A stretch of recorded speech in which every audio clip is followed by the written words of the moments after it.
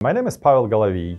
I work as a senior illustrator at Paradox. My role is to visually spark your imagination when you make your stories in the game. Today I'm going to uncover some of the thinking processes and decision making behind illustration creation for Crusader Kings, and specifically I'm going to take a loading screen as an example. This is probably the most challenging type of illustration we have in the project. Basically, there are three stages in creating an illustration. The first one is composition sketches, then we have color sketches and a final painting.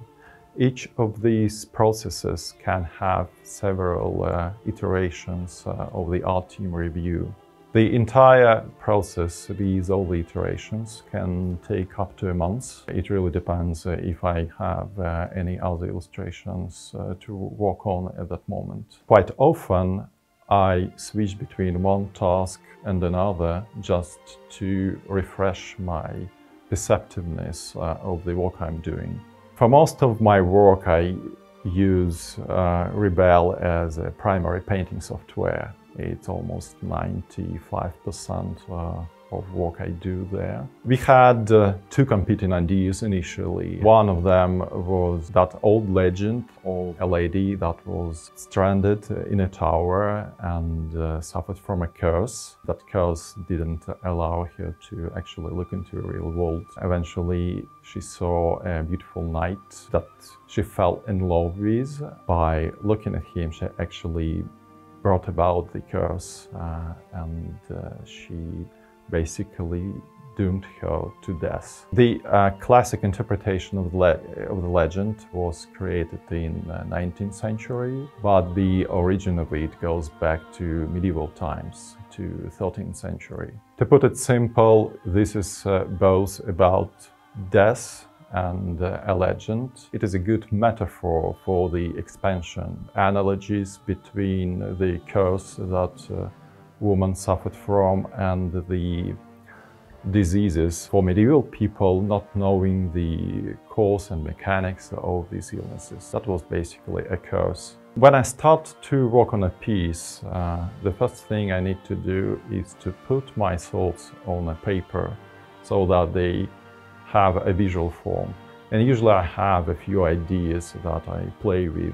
Legends of the Dead presented a good opportunity to think of something different of the major line of power struggle that we have in the game. When I work on initial sketches, my primary goal is to express my idea in the simplest possible form. So I usually create a series of black and white sketches where I try to convey the idea without many details. We have art reviews with entire art team, entire 2D art team, those who are involved in illustration work. But we also present our art to all parties involved, like for game designers, who can provide us with valuable feedback on how our work fits the context of the expansion we work on. Ideally would be to create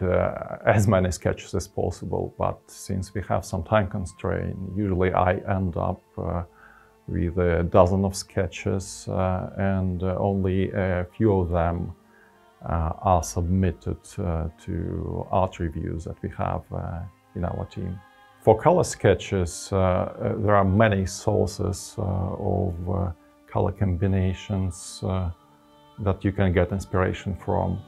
It's very hard to come up with idea just from your mind exclusively. You usually have some references. You can rely on your own experience, like live drawing you did in the past, or you can even take a magazine cover as inspiration for an interesting color combination. For that work specifically, I used AI as an assistant for the creative process. I provide AI with my composition sketches and some color images where the color palette I expect to be quite fitting and interesting for the image I create. The thumbnails I get from AI, they are pretty rough, and it's not a detailed image that I'm looking for in these generations. It's mostly the idea, some spark of my imagination. When we decided to follow the direction of Lady of Shalott legend,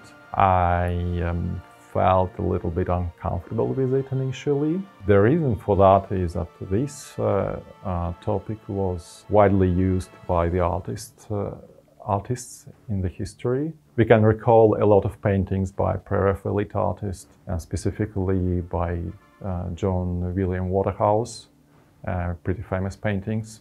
And one of the goals I had in mind is to make our version of Lady of Shalott different from these artists. During initial exploration sketching process, we were looking into composition that is very different from what has been done by these painters. That is why the composition I had in mind is top-down, mostly focused on the character, and I try to avoid these lavish elements in the surroundings. No fancy boats, pretty traditional dress, and so on. For myself personally, I found very appealing, very interesting that contrast of flourishing life, young lady, and premature death that happened to her. It also echoes well with this sensation of short life in medieval ages, often shortened by a sudden disease. I hope I managed to convey some of the sensations and emotions I talked about when describing the illustration process. Legends of the Dead is going to be released on March 4th. I hope you will enjoy the new drama and flavor introduced in that expansion. Subscribe if you want more content like this.